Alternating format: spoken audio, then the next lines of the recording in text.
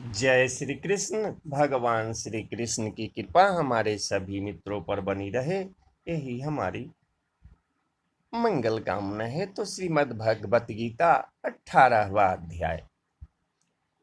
वास्तव में भगवत गीता 17 अध्यायों में ही समाप्त हो जाती है। 18वां अध्याय तो पूर्व विवेचित विषयों का पूरक संक्षेप है। प्रत्येक अध्याय में भगवान बल देकर कहते हैं कि भगवान की सेवा ही जीवन का परम लक्ष्य है। इसी विषय को इस 18वें अध्याय में ज्ञान के परम गुह्य मार्ग के रूप में संक्षेप में बताया गया है। अर्जुन ने कहा कि हे महाबाहु, मैं त्याग का उद्देश्य जानने का इच्छुक हूं, और हे मधुसूदन, हे ऋषिकेश, मैं त्याग में जीवन संन्यास आश्रम का भी उद्देश्य जानना चाहता हूं। भगवान ने कहा, भौतिक इच्छा पर आधारित कर्मों के परित्याग को विद्वान लोग संन्यास कहते हैं, और समस्त कर्मों के फल त्याग को बुद्धिमान लोग त्याग कहते हैं। कुछ विद्वान घोषित करते हैं कि समस्त प्रकार के सकाम कर्मों को दोषपूर्ण समझकर त्याग देना चाहिए, किंतु अन्य विद्वान मानते हैं कि यज्ञ, दान तथा तपस्या के कर्मों को कभी नहीं त्यागना चाहिए। हे भरत श्रेष्ठ, अब त्याग के विषय में मेरा निर्णय सुनो। हे नरसार्दुल, शास्त्रों में त्याग 3 तरह का बताया गया है। यज्ञ, दान तथा तपस्या के कर्मों का कभी परित्याग नहीं करना चाहिए, उन्हें अवश्य संपन्न करना चाहिए। निसंदेह यज्ञ, दान तथा तपस्या महात्माओं को भी शुद्ध बनाते हैं। इन सारे कार्यों को किसी प्रकार की आसक्ति या फल के आशा के बिना संपन्न करना चाहिए। हे वृथापुत्र, इन्हें कर्तव्य मानकर संपन्न किया जाना चाहिए। यही मेरा अंतिम मत है। निर्दिष्ट कर्तव्यों को कभी नहीं त्यागना चाहिए। यदि कोई मोहवश अपने नियत कर्मों का परित्याग कर देता है तो ऐसे त्याग को तामसी कहा जाता है।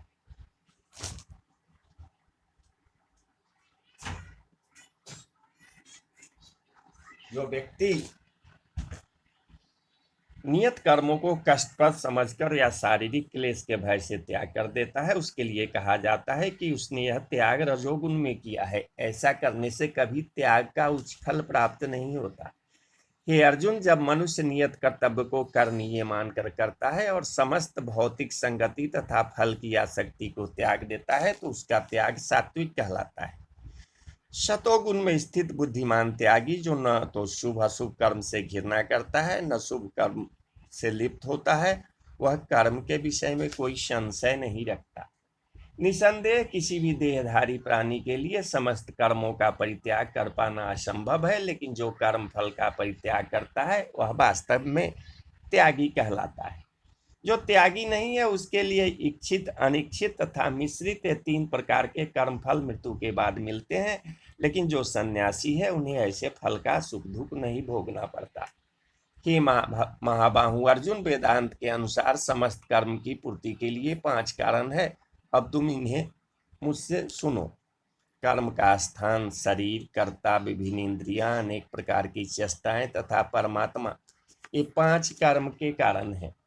मनुष्य अपने शरीर, मन या वाणी से जो भी उचित या अनुचित कर्म करता है वह इन 5 कारणों के फलस्वरूप होता है। अतएव जो इन 5 कारणों को न मानकर अपने आप को ही एकमात्र कर्ता मानता है, वह निश्चय ही बहुत बुद्धिमान नहीं होता और वस्तुओं को सही रूप में नहीं देख सकता। जो मिथ्या अहंकार से प्रेरित नहीं है, जिसकी बुद्धि बंधी नहीं है, वह इस संसार में मनुष्यों को मारता हुआ भी नहीं मारता, न ही वह अपने कर्मों से बंधा होता है। ज्ञान, ज्ञेय तथा ज्ञाता, ये तीनों कर्म को प्रेरणा देने वाले कारण हैं। इंद्रियां, कर्म तथा कर्ता, ये 3 कर्म के संघटक हैं। प्रकृति के 3 गुणों के अनुसार ही ज्ञान, कर्म तथा कर्ता के 3 भेद हैं। अब तुम मुझसे इन्हें सुनो। जिस ज्ञान से अनंत रूपों में विभक्त सारे जीवों में एक ही अविभक्त आध्यात्मिक प्रकृति देखी जाती है, उसे ही तुम सात्विक जानो। जिस ज्ञान से कोई मनुष्य विभिन्न शरीरों में भिन्न भिन्न प्रकार का जीव देखता है, उसे तुम राजसी जानो। और वह ज्ञान जिससे मनुष्य किसी एक प्रकार के कार्य को जो अति तुच्छ है सब कुछ मानकर सत्य को जाने बिना उसमें लिप्त रहता है तामसी कहा जाता है। जो कर्म नियमित है और जो आसक्ति राग या द्वेष से रहित कर्म फल की चाह के बिना किया जाता है वह सात्विक कहलाता है। लेकिन जो कार्य अपनी इच्छा पूर्ति के लिए निमित्त प्रयास पूर्वक एवं मिथ्या अहंकार के भाव से किया जाता है वह रजोगुनी कहा जाता है। और जो कर्म मोहबत शास्त्रीय आदेशों की अवहेलना करके तथा भावी बंधन की परवाह किए बिना या हिंसा अथवा अन्य दुखों को पहुंचाने के लिए किया जाता है वह तामसी कहलाता है। जो व्यक्ति भौतिक गुणों के संसर्ग के बिना अहंकार रहित संकल्प तथा उत्साह पूर्वक अपना कर्म करता है और सफलता अथवा असफलता में अविचलित रहता है वह सात्विक कर्ता कहलाता है। जो कर्ता कर्म तथा कर्म फल के प्रति आसक्त होकर फलों का भोग करना चाहता है तथा जो लोभी सदैव ईर्ष्यालु अपवित्र और सुख दुख से विचलित होने वाला है वह राजसी कहा जाता है। जो कर्ता सदा शास्त्रों के आदेशों के विरुद्ध कार्य करता है, जो भौतिकवादी हठी कपटी तथा अन्यों का अपमान करने में पटु है तथा जो आलसी सदैव खिन्न तथा अपने काम करने में दीर्घसूत्री है वह तमोगुनी कहलाता है। हे धनंजय, अब मैं प्रकृति के तीनों गुणों के अनुसार तुम्हें विभिन्न प्रकार की बुद्धि तथा धृति के विषय में विस्तार से बताऊंगा, तुम इसे सुनो। हे पृथापुत्र, वह बुद्धि सतोगुनी है जिसके द्वारा मनुष्य यह जानता है कि क्या करनीय है और क्या नहीं, किससे डरना चाहिए और किससे नहीं, क्या बांधने वाला है और क्या मुक्ति देने वाला है। हे पृथापुत्र, जो बुद्धि धर्म तथा अधर्म करनीय तथा अकरणीय कर्म में भेद नहीं कर पाती वह राजसी है। जो बुद्धि मोह तथा अंधकार के वशीभूत होकर अधर्म को धर्म और धर्म को अधर्म मानती है और सदैव विपरीत दिशा में प्रयत्न करती है, हे पार्थ, वह तामसी है। हे पृथापुत्र, जो अटूट है जिसे योगाभ्यास द्वारा अचल रहकर धारण किया जाता है और जो इस प्रकार मन प्राण तथा इंद्रियों के कार्यकलापों को बस में रखती है वह धृति सात्विक है। लेकिन हे अर्जुन, जिस धृति से मनुष्य धर्म अर्थ तथा काम के फलों में लिप्त बना रहता है वह राजसी है। हे पार्थ, जो धृति स्वप्न भय शोक विषाद तथा मोह के परे नहीं जाती ऐसे दुर्बुद्धिपूर्ण धृति तामसी है। हे भरत श्रेष्ठ, अब मुझसे 3 प्रकार के सुखों के विषय में सुनो जिनके द्वारा बद्धजीव भोग करता है और जिसके द्वारा कभी कभी दुखों का अंत हो जाता है। जो प्रारंभ में विष जैसा लगता है लेकिन अंत में अमृत के समान है और जो मनुष्य में आत्म साक्षात्कार जगाता है वह सात्विक सुख कहलाता है। और जो सुख इंद्रियों द्वारा उनके विषयों के संसर्ग से प्राप्त होता है और जो प्रारंभ में अमृतुल तथा अंत में विषतुल लगता है वह रजोगुनी कहलाता है। तथा जो सुख आत्म साक्षात्कार के प्रति अंधा है, जो प्रारंभ से लेकर अंत तक मोह कारक है और जो निद्रा आलस तथा मोह से उत्पन्न होता है वह तामसी कहलाता है। इस लोक में स्वर्ग लोकों में या देवताओं के मध्य में कोई भी ऐसा व्यक्ति विद्यमान नहीं है जो प्रकृति के 3 गुणों से मुक्त हो। हे परंतप, ब्राह्मणों क्षत्रियों वैश्यों तथा शूद्रों में प्रकृति के गुणों के अनुसार उनके स्वभाव द्वारा उत्पन्न गुणों के द्वारा भेद किया जाता है। शांति, प्रियता, आत्मसंयम, तपस्या, पवित्रता, सहिष्णुता, सत्यनिष्ठा, ज्ञान, विज्ञान तथा धार्मिकता ये सारे स्वाभाविक गुण हैं जिनके द्वारा ब्राह्मण कर्म करते हैं। वीरता, शक्ति, संकल्प, दक्षता, युद्ध में धैर्य, उदारता तथा नेतृत्व ये क्षत्रियों के स्वाभाविक गुण हैं। कृषि करना, गोरक्षा तथा व्यापार वैश्यों के स्वाभाविक कर्म है और शूद्रों का कर्म श्रम तथा अन्यों की सेवा करना है। अपने अपने कर्म के गुणों का पालन करते हुए प्रत्येक व्यक्ति सिद्ध हो सकता है। अब तुम मुझसे सुनो कि यह किस प्रकार किया जा सकता है। जो सभी प्राणियों का उद्गम है और सर्वव्यापी है, उस भगवान की उपासना करके मनुष्य अपना कर्म करते हुए पूर्णता प्राप्त कर सकता है। अपने वृत्ति पर कार्य को करना, चाहे वह कितना ही त्रुटिपूर्ण ढंग से क्यों न किया जाए, अन्य किसी के कार्य को स्वीकार करने और अच्छी प्रकार करने की अपेक्षा अधिक श्रेष्ठ है। अपने स्वभाव के अनुसार निर्दिष्ट कर्म कभी भी पाप से प्रभावित नहीं होते। प्रत्येक उद्योग किसी न किसी दोष से आवृत होता है। जिस प्रकार अग्नि धुएं से आवृत रहती है, अतएव हे कुंती पुत्र, मनुष्य को चाहिए कि स्वभाव से उत्पन्न कर्म को भले ही वह दोषपूर्ण क्यों न हो, कभी त्यागे नहीं। जो आत्म संयमी तथा अनासक्त है एवं जो समस्त भौतिक भोगों की परवाह नहीं करता, वह संन्यास के अभ्यास द्वारा कर्म फल से मुक्ति की सर्वोच्च सिद्ध अवस्था प्राप्त कर सकता है। हे कुंती पुत्र, जिस तरह इस सिद्धि को प्राप्त हुआ व्यक्ति परम सिद्धावस्था अर्थात ब्रह्म को, जो सर्वोच्च ज्ञान की आवश्यकता है, प्राप्त करता है, उसका मैं संक्षेप में तुमसे वर्णन करूंगा, उसे तुम जानो। अपनी बुद्धि से शुद्ध होकर धैर्य पूर्वक तथा मन को बस में करते हुए इंद्रिय तृप्ति के विषयों का त्याग कर राग तथा द्वेष से मुक्त होकर जो व्यक्ति एकांत स्थान में वास करता है, जो थोड़ा खाता है, जो अपने शरीर मन तथा वाणी को बस में रखता है, जो सदैव समाधि में रहता है तथा पूर्णतया विरक्त, मिथ्या अहंकार, मिथ्या शक्ति, मिथ्या गर्व, काम, क्रोध तथा भौतिक वस्तुओं के संग्रह से मुक्त है, जो मिथ्या स्वामित्व की भावना से रहित तथा शांत है, वह निश्चय ही आत्म साक्षात के पद को प्राप्त होता है।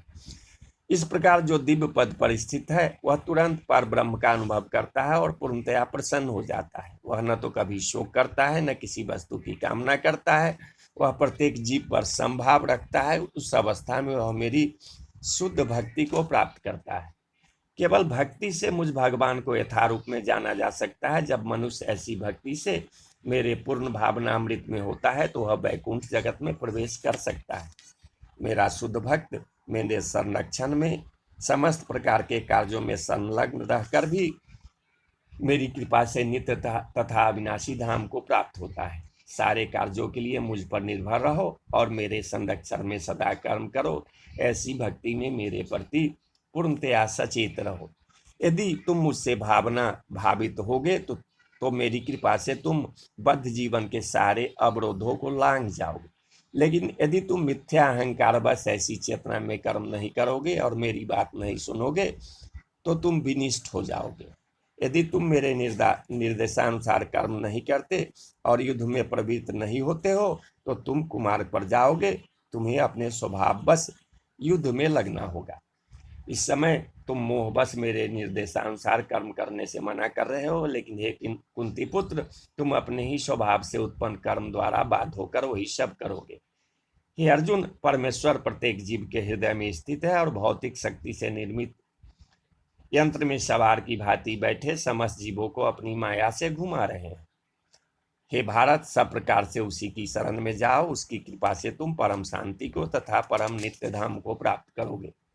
इस प्रकार मैंने तुम्हें गुहतर ज्ञान बतला दिया। इस पर पूरी तरह से मनन करो और तब जो चाहो सो करो। चूंकि तुम मेरे अत्यंत प्रिय मित्र हो, तब मैं तुम्हें अपना परमादेश, जो सर्वाधिक गुह ज्ञान है, बता रहा हूँ।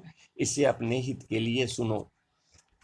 सदैव मेरा चिंतन करो, मेरे भक्त बनो, मेरी पूजा करो और मुझे नमस्कार करो। इस प्रकार तुम निश्चित रूप से मेरे पास आओगे। मैं तुम्हें वचन देता हूँ, क्योंकि तुम मेरे परम प्रिय मित्र हो। समस्त प्रकार के धर्मों का परित्याग करो और मेरी शरण में आओ। मैं समस्त पापों से तुम्हारा उद्धार कर दूंगा। डरो मत। यह गुह ज्ञान उनको कभी भी न बताया जाए जो न तो संयमी है, न एकनिष्ठ, न भक्ति में रत है, या न ही उसे जो मुझसे द्वेष करता हो। जो व्यक्ति भक्तों को यह परम रहस्य बताता है, वह शुद्ध भक्ति को प्राप्त करेगा और वह अंत में वह मेरे पास वापस आएगा। इस संसार में उसकी अपेक्षा कोई अन्य सेवक न तो मुझे अधिक प्रिय है और न कभी होगा। और मैं घोषित करता हूं कि जो हमारे इस पवित्र संवाद का अध्ययन करता है, वह अपनी बुद्धि से मेरी पूजा करता है, और जो श्रद्धा समेत तथा द्वेष रहित होकर इसे सुनता है, वह सारे पापों से मुक्त हो जाता है और उन शुभ लोकों को प्राप्त होता है जहाँ पुण्यात्माएं निवास करती है। हे पृथापुत्र, हे धनंजय, क्या तुमने इस शास्त्र को एकाग्रचित्त होकर सुना, और क्या अब तुम्हारा अज्ञान तथा मोह दूर हो गया? अर्जुन नहाए, हे कृष्ण, हे अच्युत, अब मेरा मोह दूर हो गया। आपके अनुग्रह से मुझे मेरी स्मरण शक्ति वापस मिल गई है। अब मैं संशय रहित तथा दृढ़ हूँ और आपके आदेशानुसार कर्म करने के लिए उद्यत हूँ। संजय ने कहा कि इस प्रकार मैंने कृष्ण तथा अर्जुन इन दोनों महापुरुषों की वार्ता सुनी और यह संदेश इतना अद्भुत है कि मेरे शरीर में रोमांच हो रहा है। व्यास की कृपा से मैंने परम गुह बातें साक्षात योगेश्वर कृष्ण के मुख से अर्जुन के प्रति कही जाती हुई सुनी। हे राजन, जब मैं कृष्ण तथा अर्जुन के मध्य हुई इस आश्चर्यजनक तथा पवित्र वार्ता का बारंबार स्मरण करता हूँ तो प्रतिक्षण आह्लाद से गदगद हो उठता हूँ। हे राजन, भगवान कृष्ण के अद्भुत रूप का स्मरण करते ही मैं अधिकाधिक आश्चर्यचकित होता हूँ और पुनः पुनः हर्षित होता हूँ। जहाँ जोगेश्वर कृष्ण है, जहाँ परम धनुधर अर्जुन है, वही ऐश्वर्य, विजय, अलौकिक शक्ति तथा नीति भी निश्चित रूप से रहती है, ऐसा मेरा मत है। इसी प्रकार श्रीमद् भगवद गीता के 18वें अध्याय उपसंहार संन्यास की सिद्धि का भक्ति वेदांत तात्पर्य पूर्ण हुआ। श्री कृष्ण गोविंद हरे मुरारे, नाथ नारायण वासुदेवाय। जय श्री कृष्ण।